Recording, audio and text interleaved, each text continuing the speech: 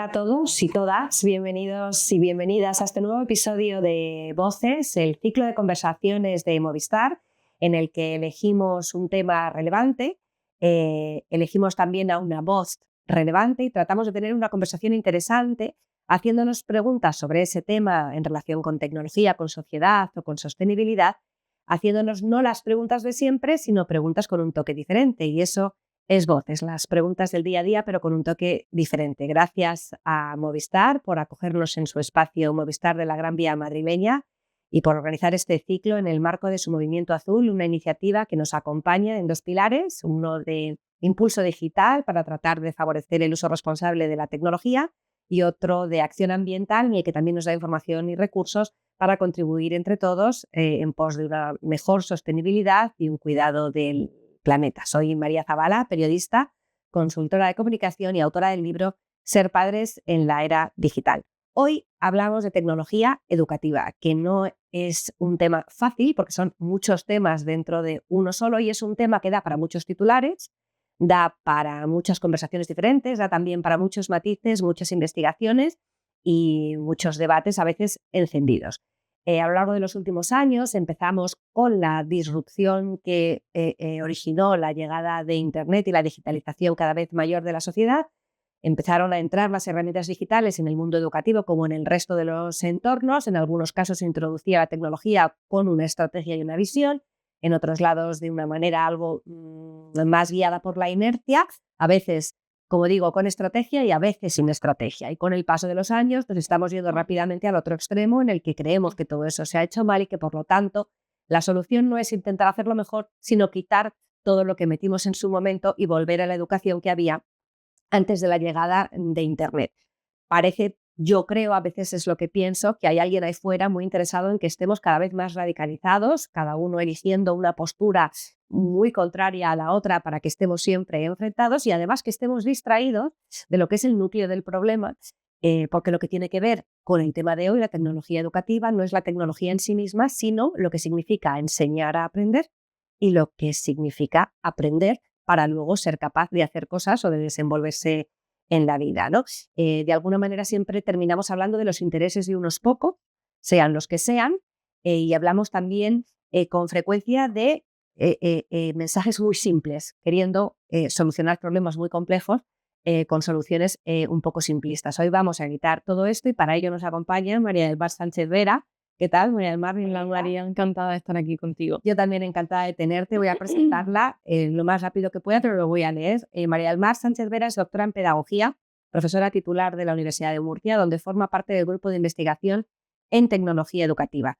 Ha participado en más de una veintena de proyectos de investigación nacionales e internacionales en este ámbito y ha realizado estancias de investigación en universidades como Cambridge, Liverpool y Southampton, las tres en Reino Unido. Sus líneas de trabajo abarcan ámbitos como el del e-learning, la integración de recursos en las aulas, recursos digitales tecnológicos, pensamiento computacional e inteligencia artificial en la educación. Cuenta con más de un centenar de publicaciones científicas, ha desarrollado diversas actividades de transferencia, que significa tú investigas pero luego lo aplicas a la vida real, y creo que esto es muy importante, incluyendo asesoría científica en tecnología educativa a varias instituciones y colaboración con la Oficina de Ciencia y Tecnología del Congreso de los Diputados en el informe sobre inteligencia artificial y educación. En 2024 recibió el Premio de Transferencia del Conocimiento en reconocimiento a su labor en transferencia del conocimiento en todos estos ámbitos de los que acabo de hablar y de los que vamos a hablar hoy. Vamos a hablar, María del Mar, yo creo lo primero separar conceptos, porque a mí me fascina y me aterroriza cómo se mezcla todo. Hablamos de tecnología educativa y ahí en ese saco metemos si el niño o la niña saca su móvil personal en clase de matemáticas, hablamos de introducción de la tecnología a la hora de aprender, a la hora de gestionar el trabajo diario cotidiano de un profesor, de si los niños utilizan Instagram o redes sociales mientras están en el colegio, casi metemos ahí también el ciberacoso, ¿no? Entonces yo creo que vamos a separar conceptos y sobre todo quiero que me hables de qué hablamos cuando hablamos de tecnología educativa.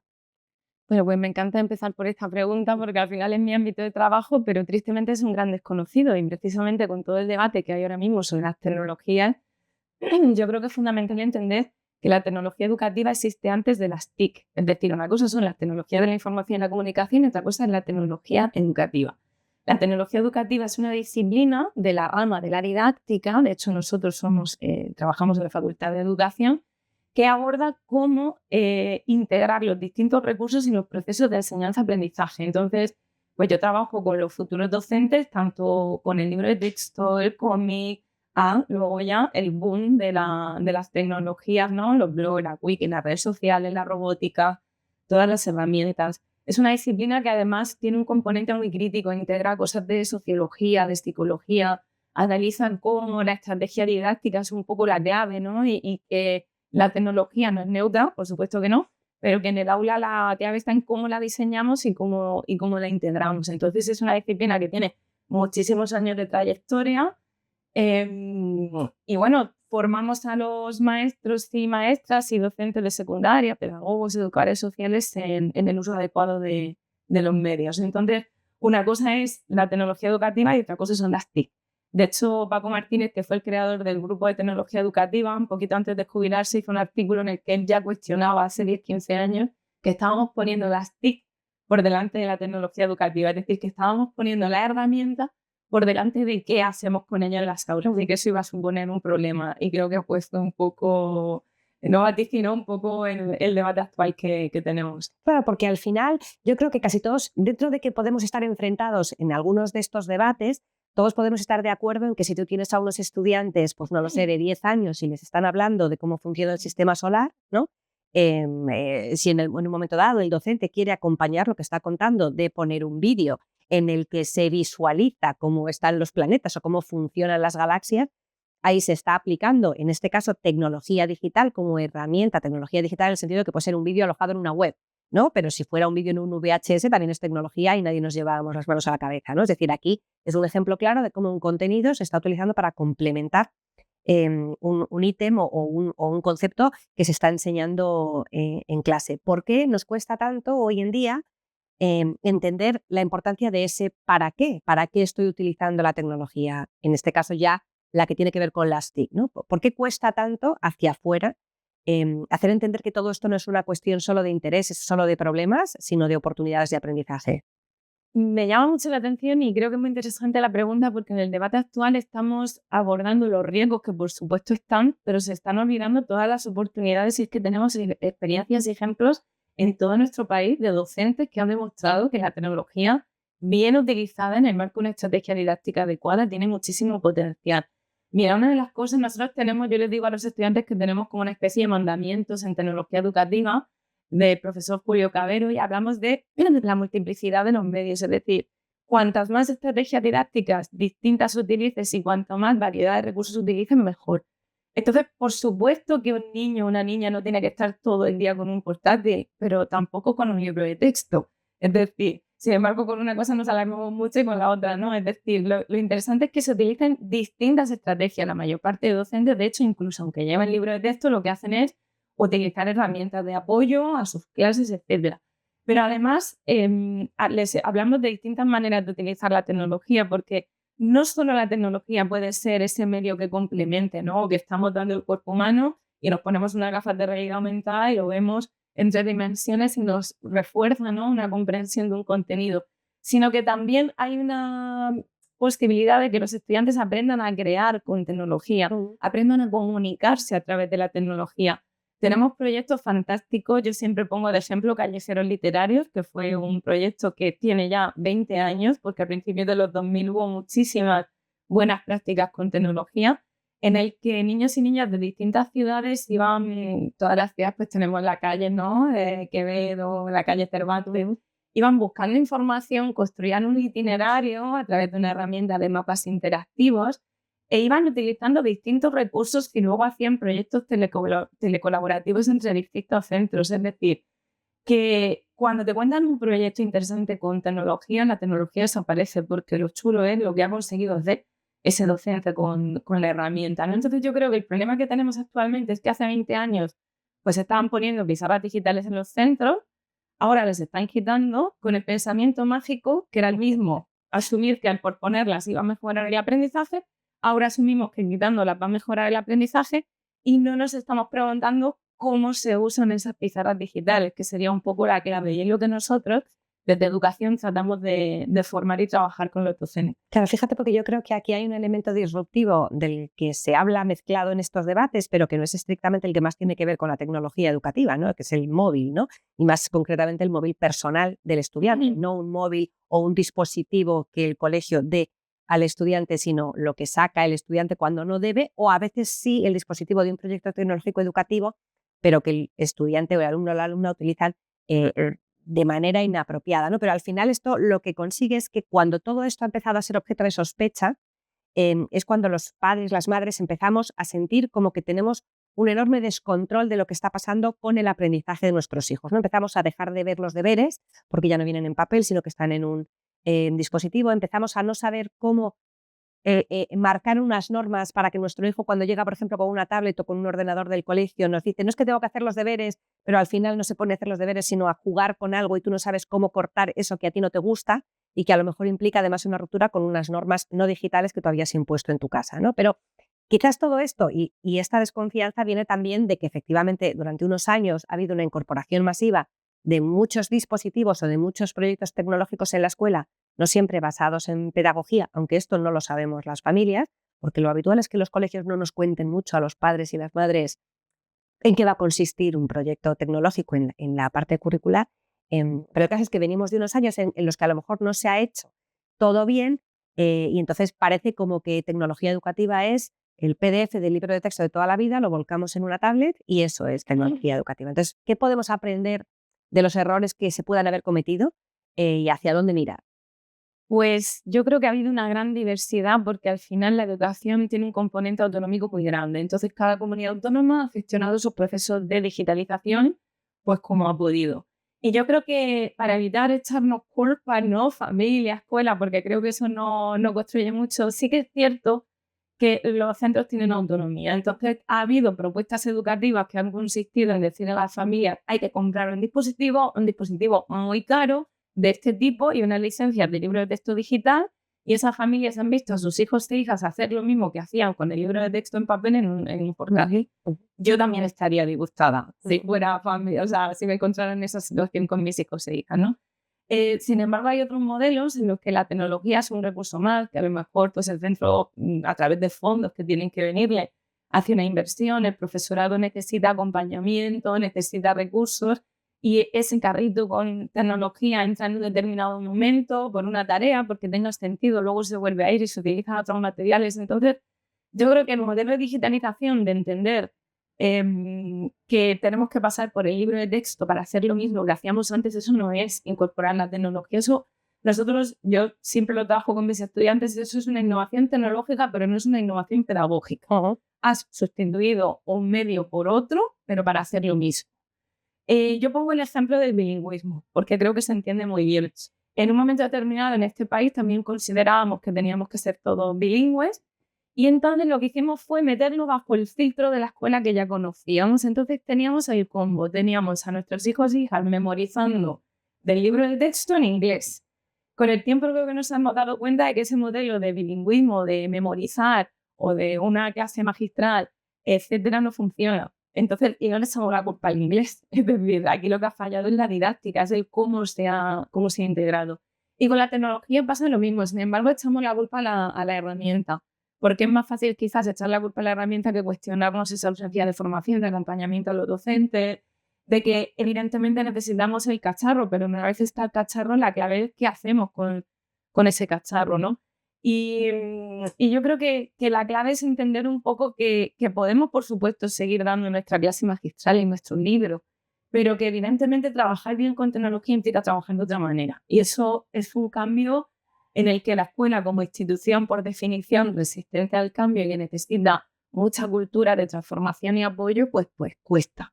Entonces la mayor innovación muchas veces no está en vender un portátil, está en un proyecto de codocencia, está en contactar con el cole de al lado, en redes de buenas prácticas, en coger a esos docentes que tenemos que han sido muy innovadores, que se llevan premios, que sabemos que han enriquecido su didáctica con el uso de la tecnología y preguntarles ¿no? por cómo lo han hecho y aprender de ello. Entonces yo creo que hay que calmar un poco ese debate social, esa polémica y empezar a generar de manera constructiva cómo trabajar con las herramientas, porque es que hay niños y niñas que la escuela va a ser el único sitio en el que van a poder aprender. A mí me preocupa mucho esos discursos tan extremistas de prohibir todo, porque preocupar estamos todos preocupados, pero prohibir todo, precisamente la escuela hay una parte de justicia social que se nos olvida, es el único sitio en el que hay niños y niñas que van a poder aprender a hacer un uso seguro de la tecnología, y eso va más allá de enseñarles a hacer una presentación visual, ¿no? O de descargarse los deberes de una plataforma y volver a subirlos, es trabajar de otra manera. Fíjate, porque aquí has hablado de muchas cosas, no sé ni a cuál agarrarme, pero me voy a agarrar a la figura del docente, ¿no? Porque yo creo que muchas veces parece como que hay gente que se siente amenazada porque la tecnología amenaza el perfil del docente. Yo creo que el hecho de que vivamos en un mundo digital hace cada vez más necesaria la figura del docente que sabe cómo enseñar y cómo animar a aprender y cómo entender o leer a cada estudiante, por ponerte un ejemplo, ¿no?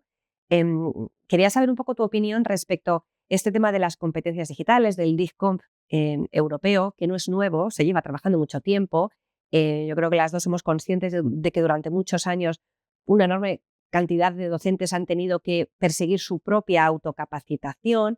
No ha sido fácil, además de la resistencia personal respecto a la transformación digital que existe en este mundo como en todos los ámbitos profesionales, por edad o por manera de ver la vida, ¿no? Y entonces al final es un caballo de batalla de capacitar al profesor, no para que se ponga de repente a utilizar toda la tecnología del mundo, sino para que sea capaz de discernir cuándo utilizar según qué productos o servicios digitales en su vía de enseñanza y sobre todo para qué, cómo aplicarla a los estudiantes, ¿no? ¿Tú cómo ves que estamos evolucionando o hacia dónde vamos en este caballo de batalla? Los estudiantes que hoy estudian para ser docentes ya lo hacen de otra manera, es más fácil acceder a esta capacitación, depende todo del propio docente o de los equipos directivos de los centros educativos. Te quiero decir, porque vivimos en un país en el que no hay un pacto por la educación. No, claro, a ver, aquí hay muchas cosas, porque por un lado está la formación inicial, que es la que hacemos nosotros en las facultades.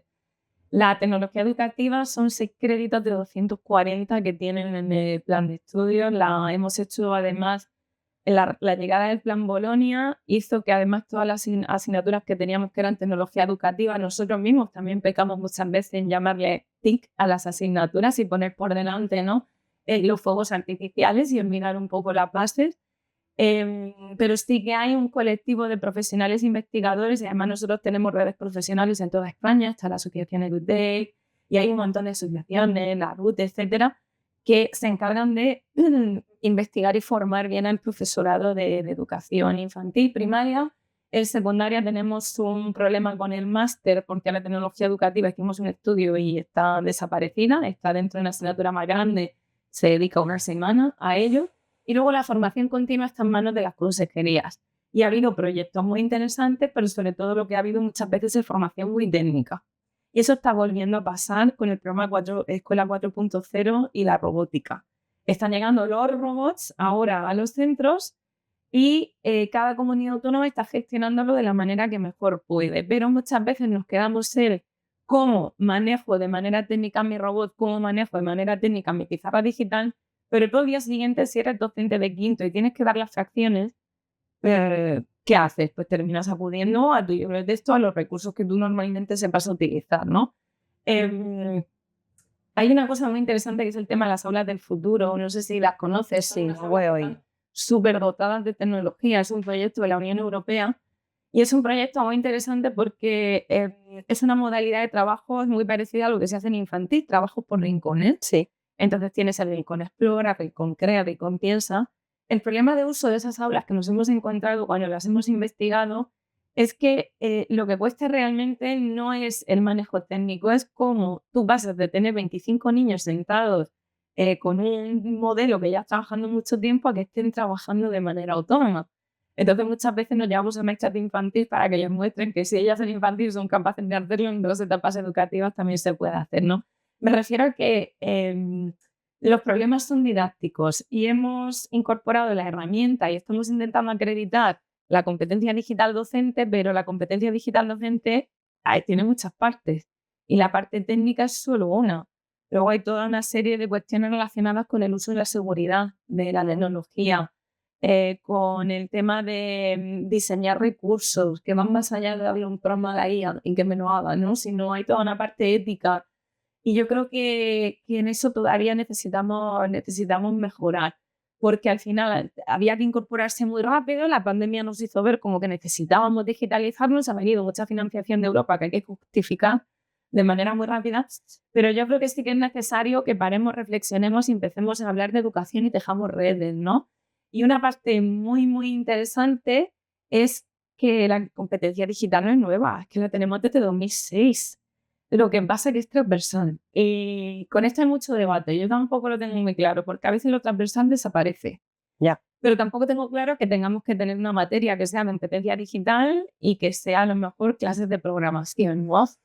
Creo que tiene que haber un combo y creo que lo que hace falta es tiempo. Al profesorado lo que le hace falta es tiempo. Ellos te dicen, no tenemos tiempo para plantear los proyectos de robótica. Claro, es que quizás también al docente se les pide el oro y el moro en una época en la que, por otra parte, atraviesan una situación de escasísimo reconocimiento social. Y además, imagínate salir del COVID, que el COVID se nos olvida, que en el COVID la tecnología salvó a la escuela, ¿no? Tanto que la penalizamos. Pero tuvieron que afrontar el COVID, se sintieron muy solos y ahora de repente tienen que ser expertos, tienen que acreditar su competencia digital, tienen que hacer planes digitales de centro y ahora de repente tienen que ser también expertos en IA, en programación y en robótica. Claro, por eso es que yo creo que son muchos perfiles que a prácticamente ningún otro profesional se les pide de manera tan inmediata, ¿no? Efectivamente, ante tal confusión y tal dificultad, parece que lo más obviamente fácil, lo más cercano es, mira, vamos a prohibir todo, vamos a volver a la escuela de 1985, que además saldremos todos pues igual de listos que hemos salido los adultos de hoy, ¿no? Sin ningún tipo de tara, ¿no? Quiero profundizar ahora en el tema así más polémico, porque de alguna manera la gran conclusión con la que me quedo de lo que acabamos de terminar es que cuando hablamos de tecnología educativa, además de muchas más cosas, hay dos grandes bloques. Está la tecnología en sí misma, si vamos a utilizar algún dispositivo o si vamos a acceder a algún tipo de entorno digital o utilizar algún tipo de aplicación, producto, servicio digital, robot o plataforma basada en inteligencia artificial. Está esa parte como más tecnológica y luego está la parte de la que se habla mucho menos, que es, ¿y todo esto para qué lo voy a utilizar a la hora de ser mejor profesor o enseñar mejor a mis estudiantes y capacitarlos para distintas tareas, ¿no? Entonces, partiendo de esta base, llegamos a un punto en el que en el debate social, todos los tertulianos y los que no son tertulianos hablamos de el impacto de que todo esto esté en la escuela respecto a si nuestros hijos son más tontos o más listos que en el pasado, ¿no? En apariencia, todos los que tenemos más de una edad y crecimos sin Internet somos súper listos, hemos sido grandes estudiantes, somos grandes profesionales y leemos Dostoyevsky sin parar todas las mañanas antes de desayunar. Y ahora todos nuestros niños están distraídos, ya no saben mantener la atención, no saben memorizar, son unos cretinos digitales según algunos. Se nos llenan los titulares y hay informes como el PISA con unas conclusiones que se desgranan en esos titulares, no siempre atendiendo a los matices, sino de alguna manera atendiendo a lo más simple, ¿no? Y nos dicen el niño se distrae porque hay notificaciones en el móvil, cuando, insisto, los proyectos tecnológicos escolares en nuestro país casi nunca están basados en smartphones, sino en otro tipo de dispositivos en los que las notificaciones no son como las vemos los adultos, ¿no? Te hago dos preguntas. Una, cuando nos hablan de estos informes basados en muchas cosas en las que tú y tus compañeros trabajáis, ¿nos informan o nos opinan encima? ¿No? Sí.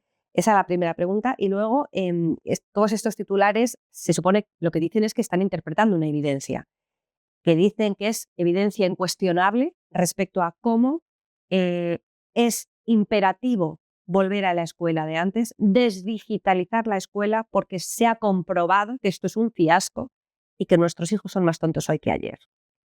Vale, a ver, aquí el problema es que hay que poner orden porque hablamos de muchas cosas y mezclamos muchas cosas. La educación es una ciencia social. Entonces, como ciencia social, es muy difícil el control de variables. En educación se investiga desde las ciencias experimentales, replicando esos modelos pues, más médicos o más conocidos, ¿no? El estereotipo de lo que tenemos, de lo que se investiga. Pero también tenemos investigación cualitativa, investigación crítica. ¿Por qué? Porque tú no puedes meter en un aula, por ejemplo, un robot, en otra no metes un robot y luego hacer un examen y decir, pues hay una correlación y entonces el niño de esta clase ha aprendido más porque había un robot.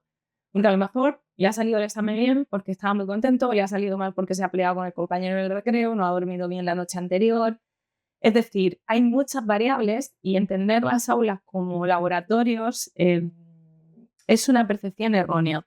Ese tipo de investigación es súper útil, por supuesto que sí, nosotros la utilizamos. Mi propia tesis doctoral fue un modelo cuasi experimental, pero no podemos asumirlo como verdad absoluta, ni certeza, ni coger estudios como está pasando con una muestra de 15 adultos para establecer prohibiciones en educación infantil sin tener en cuenta ningún aspecto relacionado con la didáctica, ni con los deberes, ni con el contexto, ¿vale? Porque, por ejemplo, los deberes es un caso que yo siempre, que siempre pongo.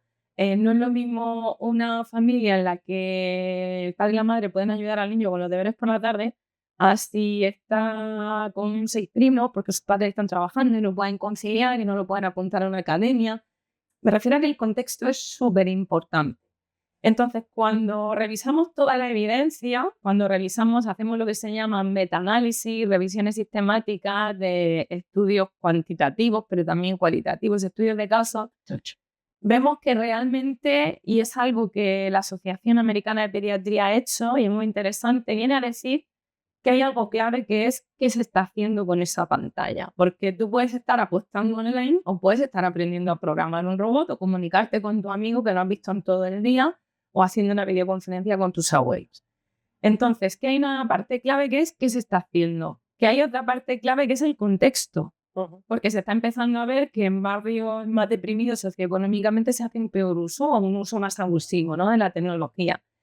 Y que entonces no hay que hablar tanto de edades ni de prohibiciones absolutas, sino de qué tipo de tareas se hacen y qué tipo de formación se ha recibido. Hay algo súper curioso en toda esta evidencia, que es que cuando se incluye la variable educativa, los resultados cambian. Es muy interesante. Hay muchos estudios, por ejemplo, de ver la televisión a los niños muy pequeños les dificulta el desarrollo del lenguaje. Resulta que cuando en algún estudio de estos se mete la variable de que las familias se sienten con esos niños y niñas a hablar de qué está pasando en la televisión, El covisionado. se revise qué tipo de contenido están viendo, no se les está dejando vídeos cortos que pasen al azar, sino se mira que sea contenido educativo, etc. El desarrollo del lenguaje se invierte y se mejora. Por lo tanto, con esto quiero decir que como ciencia social y como gran diversidad de investigaciones que hay, podemos encontrar estudios que defiendan casi cualquier visión. Lo que hay que ser es serios y rigurosos y ver qué dice el estudio, qué revisión, o sea, qué fortaleza metodológica tiene. Y en este sentido, PISA es súper interesante, pero no lo podemos usar para justificar cualquier tipo de decisión en el sistema educativo, porque PISA son autoinformes, es decir, el niño o la niña responde a preguntas. Cuando tú ves las preguntas sobre el uso de la tecnología que se han hecho en los últimos informes, son preguntas relacionadas con hacer los deberes y subirlos a una plataforma, descargarme los deberes de una plataforma, o sea, un uso muy técnico y muy sustitutivo, como hablábamos antes. De nuevo es el aspecto más técnico, más funcional, y no el pedagógico, didáctico, de cuánto aprendes, porque puedes repetir hasta la saciedad en un test online hasta llegar a dominar la materia y poder sacar una buenísima nota en tu examen porque existe ese texto. Además, aquí tendríamos que irnos a cuestiones incluso más filosóficas sobre qué es aprender. ¿Qué es aprender? El rendimiento, la nota que sacas en un examen, ¿qué es la escuela hoy en día? Entonces, todos estos estudios son súper interesantes, pero tenemos que entenderlos en su contexto y sobre todo tener en cuenta que en educación investigan muchas disciplinas, no hay unas más válidas que otras, todas somos importantes. Y lo que dice ahora mismo la evidencia es que se ha estudiado muy poco, que la fortaleza metodológica es bastante cuestionable, que hay muchos autoinformes que no tienen por qué representar la realidad y que en educación, cuando se incluyen variables educativas, de hecho mejora todos los supuestos riesgos. Además de que hay algo muy interesante, que es el hecho de que estamos también tratando de decir no hay que prohibir la infantil porque los niños son muy pequeños, el desarrollo, etcétera. Bueno, yo no me voy a meter en cuestiones que no domino porque yo soy muy respetuosa con los ámbitos en los que yo investigo, pero desde la tecnología educativa sí que sabemos que por los estudios de caso, las investigaciones basadas en el diseño, por los enfoques experimentales, que realmente no hay evidencia que argumente la prohibición absoluta y que en todo caso los riesgos el debate está en redes sociales y en el móvil. Y en la escuela ni le dan un móvil a los niños y niñas, ni les abren una cuenta en TikTok. Entonces creo que estamos confundiendo y culpabilizando a la escuela de problemas y debates sociales que tenemos. Claro, fíjate, porque te añadiría una tercera pata. Se habla mucho del móvil y has hablado de las redes sociales, ¿no? Como dos cosas que realmente luego en la escuela sí existen, son minoritarias o son un problema que no forma parte de la tecnología educativa per se. Y el otro es el, en mi opinión, falso dilema de tener que elegir entre libros de texto y pantallas, ¿no? No entiendo ese debate de que tenga que ser una cosa o la otra, me resulta artificial, ¿no? Hay muchos estudios que hablan, por ejemplo, escribir a mano, escribir a ordenador. Las dos cosas. Claro. Las dos cosas es que el relato de que la pantalla de por sí es dañina, como cuando nos da el sol y nos tenemos que proteger y echar crema, no es cierto. Otra cosa es que tengamos que estudiar todos los riesgos que hay, empezar a reivindicar la eliminación de patrones oscuros en el diseño. Tenemos que educar, pero es que si solo prohibimos, si no educamos, vamos a tener problemas realmente. Es curioso también esto, y me quedo un segundo en el tema del libro de texto. Yo, soy madre, tengo 3 hijos que han pasado por la escuela, alguno todavía está. En los 3 casos han tenido proyecto tecnológico y libros de texto. O sea, el hecho de que hubiera una tablet no implicaba la ausencia de libros de texto. Mi bolsillo acusaba las dos cosas. Había una tablet y había libros de texto. Llevo 10 años trabajando con familias y en la mayor parte de los casos siempre ha habido en el colegio libros de texto y sin embargo es en colegios de alguna manera más modernos que también reniegan de la tecnología, durante muchos años no han utilizado los libros de texto porque precisamente abogaban por una enseñanza más libre. Luego me llama la atención, de nuevo, el debate que me parece un poco que induce a según qué mensaje. Sí quería preguntarte, en calidad de investigadora sobre todo esto, ¿qué tipo de cosas crees que es importante que los padres, las madres, que las familias tengamos en cuenta a la hora de, por ejemplo, elegir un colegio y en relación con un proyecto tecnológico, o nuestro colegio de repente implanta un proyecto tecnológico y nosotros queremos plantear preguntas? Esto te lo hago porque a mí es una pregunta que me hacen mucho, bien porque es una familia que no quiere proyecto tecnológico y de repente se lo implantan o se lo imponen, o sí lo quiere pero no lo entiende, o lo hay y no saben qué preguntar. Precisamente por todo esto que nos estamos hablando de la mezcla del debate de lo más puramente técnico y funcional y lo más didáctico o pedagógico, que es aquello quizás en lo que podríamos centrarnos, ¿no? Yo, por ejemplo, a las familias les digo, pues tú, si te preocupa mucho que tu hijo o tu hija venga con el dispositivo a casa y no quieres que lo utilice más allá de los deberes, necesitas preguntar en el colegio qué tienes que configurar tú o qué van a configurar ellos para que el dispositivo funcione estrictamente para hacer los deberes y no tenga acceso a nada más porque tú en tu casa no quieres dispositivos, por ponerte un ejemplo. En el aspecto más pedagógico, oiga, ¿para qué van a utilizar esto en clase de cara a que mi hijo aprenda más y mejor? ¿No? O sea, ¿qué tipo de cosas podríamos preguntar las familias? Creo que estás dando la respuesta tú misma, es decir, preguntar el cómo se están usando, es decir, tenemos pizarras digitales, pero cómo se usan para proyectar el libro que luego ellos tienen en su portátil. Creo que también, y antes de entrar en eso, hay algo que creo que no hemos dicho, es importante, que esa idea también de la escuela súper digitalizada y tal, tampoco es real. Hay muchísima diversidad, porque vivimos en un país en el que hay centros donde hay muchísima tecnología y centros en los que no, y solo hay que ver los millones de euros que siguen moviendo los libros de texto impresos y los bancos de libros que tienen las comunidades autónomas. Entonces, yo lo que haría sería preguntar cómo se están usando esa tecnología. Preguntaría por protocolos de ciberacoso, preguntaría por cuestiones de seguridad, si hay un plan de formación que vaya más allá de que los cuerpos y fuerzas de seguridad vayan a dar una charla puntual, que es muy importante, pero si realmente luego se trabaja todo este tipo de cuestiones, si se les enseña a buscar información, a identificar fake news, a generar contenido propio, si hay proyectos en twinning europeos donde tú colaboras a través de internet con otros centros y entonces aprendes ese potencial, ¿no?, de comunicarte con los demás. Si hay un proyecto de robótica que no sea irnos a jugar con el robot, sino que está integrado didácticamente en las asignaturas. Entonces, bueno, desde una perspectiva constructiva, no como policial, ¿no?, que parece que estamos evaluando a los centros, pero sí establecer un debate constructivo en torno a cómo se están usando esas herramientas y ir más allá, pues lo que pasa con el bilingüismo también es bilingüe, pero bilingüe ¿cómo? ¿Mi hijo va a memorizar las partes del cuerpo humano en inglés o vas a generar situaciones enriquecidas en las que él va a poner en marcha sus habilidades con el idioma? Pues aquí pasa un poco lo mismo. También estar en el tipo es curioso porque es el mismo concepto, no es algo, apelas a algo aspiracional. Lo mismo ha pasado con la tecnología. Si se usa tecnología, ¿va a ser mi niño más listo? O todo lo contrario ahora, porque si utiliza tecnología, mi hijo va a ser más tonto. O si se habla inglés, mi hijo será bilingüe, pues probablemente no, porque el bilingüe no es el que oye mucho inglés, es otra cosa. Claro. Hablará muy bien inglés, pero será otra cosa, ¿no? María del Mar, ¿quién investiga o se investiga en España cómo sacar el máximo partido de la tecnología educativa a la hora de mejorar la eficacia del trabajo del docente y mejorar la eficacia del aprendizaje del alumno? Claro, eso es lo que hace la tecnología educativa, es decir, nosotros pues hemos tenido proyectos de todo tipo en el grupo de investigación de tecnología educativa, desde aulas hospitalarias, y ahí el papel de la tecnología de los niños para comunicarse y mantener el contacto con su cole de referencia es importante, evaluación de la competencia digital de los docentes, emprendimiento digital. Es decir, e-learning, todo el tema del e-learning, que e-learning también es un melón porque en la pandemia sustituimos la clase presencial por videoconferencias, pero el e-learning también implica trabajar de otra manera, ¿no?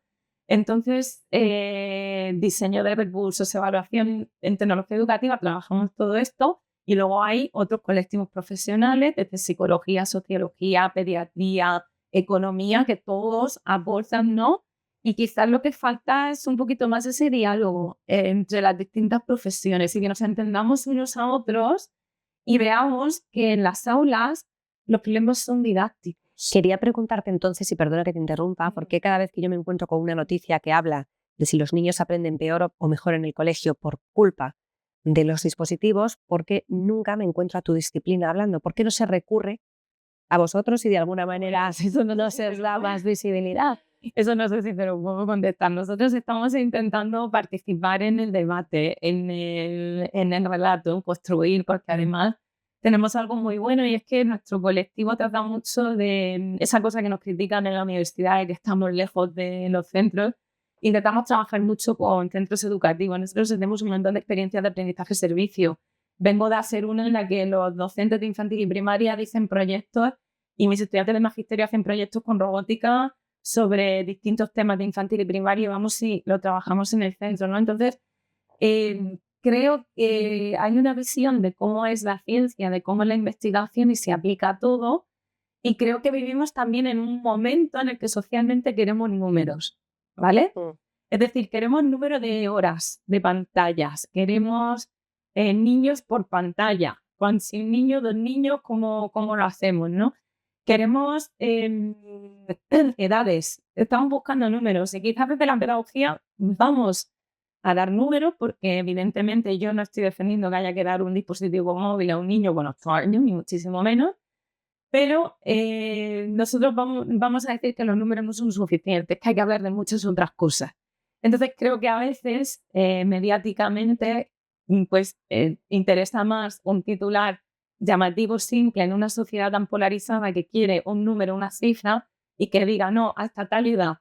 Y nosotros vamos a decir, bueno, pero es que hasta tal edad, si no ha habido esto, y si no se ha formado en esto, esto y esto, en el centro y en la casa, no vamos a solucionar ningún problema. Así que creo que la mayor evidencia de que el problema no es la pantalla en sí, lo tenemos los adultos, que tenemos muchísimos problemas en gestionar bien la tecnología porque tenemos una ausencia también de formación. Así que yo creo que tendríamos que estar en una especie de alfabetización mediática social global y en la ciudadanía.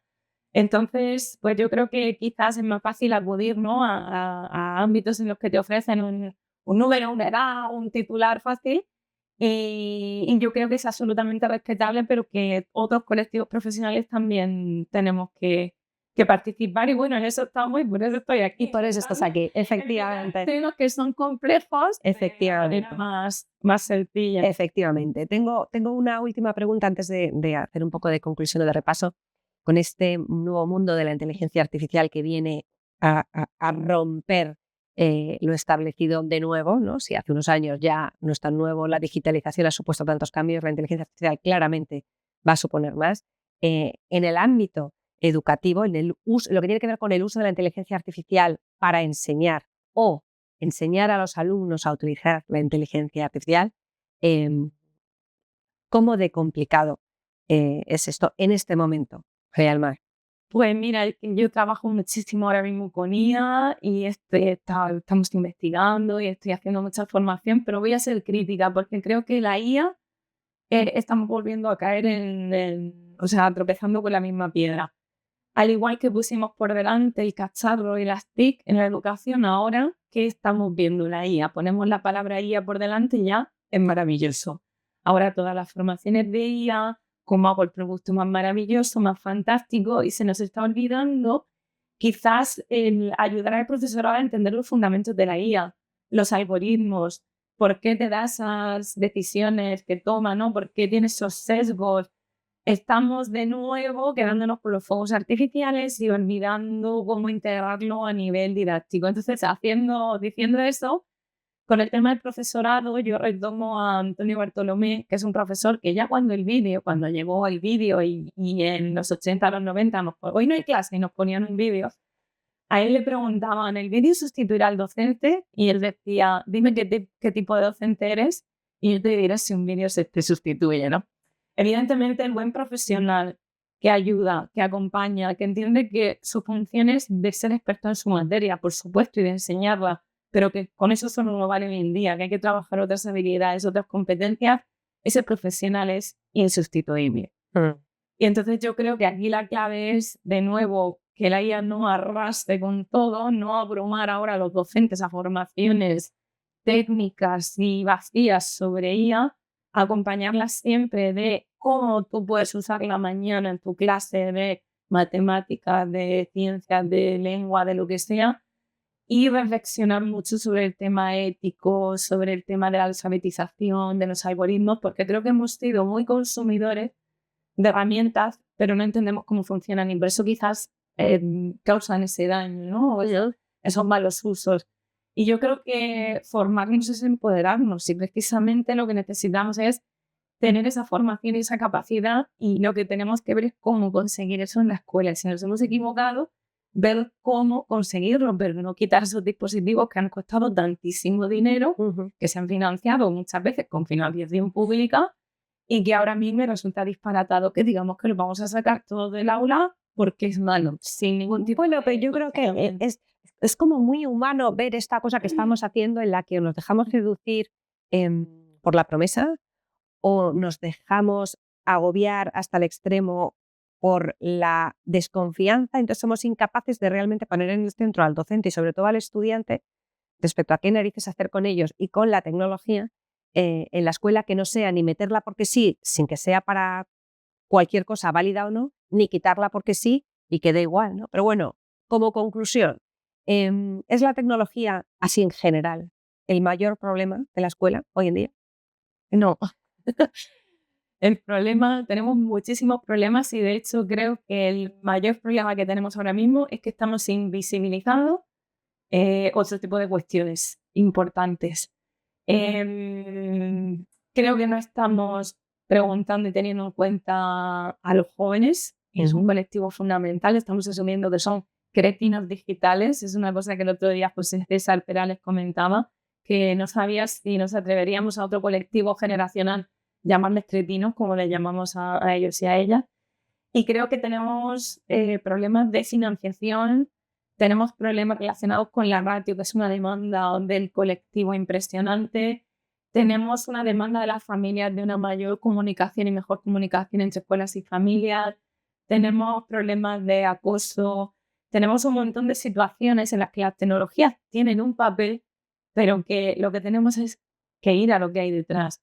Incluso tenemos problemas de conciliación que hacen que las familias no podamos acompañar en condiciones, ¿no? Ese proceso de alfabetización digital y esa ausencia de formación también que tenemos las propias familias. Entonces, creo que la tecnología es ahora mismo una cuestión a la que se le está echando mucho la culpa, que esconde muchos debates que tenemos que tener y también esconde malas decisiones en torno a políticas de digitalización. Entonces yo también entiendo que es fácil decir que la culpa ha sido de la herramienta y no de la política que la ha puesto en marcha. Pero bueno, yo como soy optimista por naturaleza, yo espero que después de la sociedad va un poco como un péndulo, ¿no? Entonces creo que ya está empezando a haber voces que dicen, bueno, vale, hay riesgos, tal, ¿qué hacemos? ¿Qué hacemos? Porque el mundo de los 80 no va a volver. Es decir, nuestros hijos y hijas van a vivir en este mundo. Y en la escuela es donde se supone que hay profesionales formados. Entonces yo sí que noto una preocupación Y si todo esto sirve para que empecemos a preocuparnos acerca de cómo educar y cómo hacerlo mejor, tanto en la familia como en la escuela, pues bienvenido sea. Intentaremos seguir construyendo relatos positivos en ese sentido. Intentaremos seguir construyendo relato positivo en este sentido, María del Mar. Qué importante, muchas gracias por tu labor, la labor de todos vosotros, los que investigáis con rigor en esto, no habláis como muchos a lo mejor hablamos sin realmente saber, sino reproduciendo lo que nos dicen otros, sino desde vuestra propia investigación y observación de la realidad, que al final es como realmente aprendemos hacia adelante. Hasta aquí llegamos, hemos tratado de hacernos preguntas algo diferentes a si la tecnología es buena o mala, si nos hace bien o nos hace mal, si aprendemos peor o mejor, gracias o no gracias a su presencia o ausencia. Os invitamos a hacer lo mismo en este tema y en todos los posibles, no necesariamente tener que comprar un único relato, un único extremo, casi todo tiene muchos más matices y si tiene que ver con lo digital seguro que tiene muchos matices y si es un problema muy complicado seguro que no tiene soluciones súper simples. Nuestros hijos, nuestras hijas, nuestros estudiantes de hoy en día no tienen por qué estudiar solo con tecnología a su alcance, no solo sin tecnología a su alcance. Creo que lo fundamental es que entre todos les permitamos aprender con las dos cosas, con el libro, con el papel, con el lápiz, también con el dispositivo, con el entorno, el producto o servicio digital, porque el mundo en el que vivimos tiene las dos cosas y es importante que ellos sepan que existen esas dos cosas y que lo más importante de todo es aprender a aprender y estar siempre dispuesto a aprender, que yo creo que los adultos a veces consideramos que ya lo hemos aprendido todo y por eso nos cuesta tanto abrir puentes con las nuevas generaciones. En fin, hagámonos preguntas algo diferentes a las que parece que desde fuera nos imponen. Nos vemos pronto en otro episodio de Voces para hacernos más preguntas. María del Mar, gracias y nos vemos pronto. Gracias a vosotros.